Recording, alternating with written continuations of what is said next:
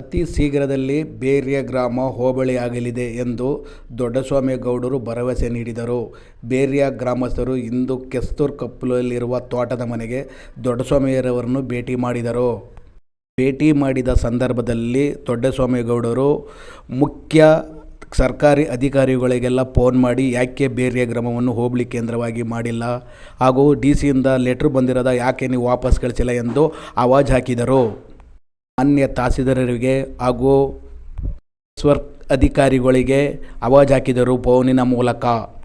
ಬೇರ್ಯ ಗ್ರಾಮದ ನಾಡಗೌಡರಾದ ಕುಮಾರಸ್ವಾಮಿ ಹಾಗೂ ಪ್ರಕಾಶಣ್ಣನವರು, ಬೋರಪ್ಪ ನಾಯಕನವರು, ಹುಚ್ಚೇಗೌಡರು ಹಾಗೂ ಕೋಳಿ ರಘುನಾಥನವರು ಹಾಗೂ ನಾರಾಯಣಿ ರಾಜಯ್ಯನವರು, ರಾಮಣ್ಣನವರು ಚಿಕ್ಕಬೇರ್ಯ ಹಾಗೂ ಸಾಮಾಜಿಕ ಕಾರ್ಯಕರ್ತ